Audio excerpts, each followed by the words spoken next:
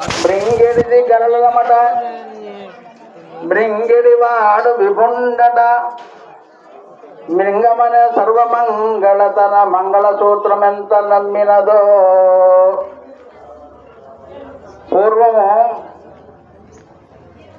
పాల సముద్రాన్ని రాక్షసులు ఒక పక్క దేవతలు ఒక పక్క కలిసి వాసుకి అనేటువంటి మహాసర్పాన్ని పట్టుకొని దాంట్లో నుంచి అమృతం వస్తుంది, అమృతం తింటే మాకు చావు అనేటువంటిది ఉండదు అని చెప్పి చల్ల చేసినట్టుగా చిలుకుతున్నారట. ఆ యొక్క పాల సముద్రాన్ని, క్షీర సముద్రాన్ని చిలుకుతుంటే మరి ఆ సముద్రాల నుంచి లక్ష్మీదేవి వచ్చింది, జ్యేష్ఠాదేవి వచ్చింది, తర్వాత మరి పారిజాతం వచ్చింది.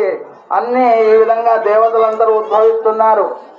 అమృతం రావడానికి చాలా టైం పడుతుంది. ఈ లోపల గరళం అనేటువంటిది వచ్చిందట. గరళం అంటే కాలకూట విషం. ఈ విషం భూమి మీద పడితే భూమి మీద ఒక పచ్చని చెట్టు కానీ, జంతువులు కానీ, మనుషులు కానీ ఎవరు బ్రతకరు. మరి ఆ గరళం మరి పడకుండా ఉండాలంటే అప్పుడు దేవతలందరూ కూడా ఏం చేయాలని చెప్పి అందరూ భయపడుతున్నారట. భయపడుతూ ఆ దేవతలందరూ కూడా ఆలోచన చేసుకుంటూ పార్వతి దగ్గరికి వెళ్ళారు. అమ్మా, మరి ఇట్లా క్షీర సముద్రం మదిస్తుంటే మాకు ఈ కాలకూట విషం లభించింది. మరి ఆ విషం కనుక జారి పడితే భూమి మీద పడిందంటే మేమంతా కూడా ఇదైపోతాం కదా. మరి పార్వతి దగ్గరికి ఎందుకు వెళ్ళింది? ఆమె ఆది పరాశక్తి. పార్వతీ పరమేశ్వరు ఇద్దరు కూడా ఆది దంపతులు. వీళ్ళ కంటే ముందు ఎవరికి వివాహం అనేటువంటిది కాలేదట.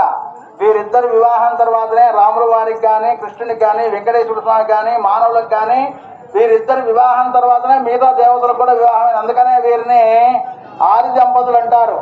కాబట్టి అప్పుడు ఈ దేవతలందరూ కూడా పార్వతి దగ్గర పోతే పార్వతి అన్నదట కదా, సరే మంచిది, మీకేం భయం లేదు పోండి అని చెప్పి తన భర్త అయినటువంటి ఆ రామలింగేశ్వర స్వామి ఆ ఈశ్వరుడితోటి చెప్తుంది, స్వామి నా మాంగళ్య బలం చాలా గట్టిది, నాకేం భయం లేదు, మీకు ఎటువంటి కష్టం అనేది లభించదు, మీకు ఎటువంటి ప్రాణ సంకటం అనేది జరగదు, కాబట్టి ఆ యొక్క కాలకూట విషయాన్ని మీరు తీసుకోండి, మీరు గొంతులో దాచుకోండి అని చెప్పి అన్నారట.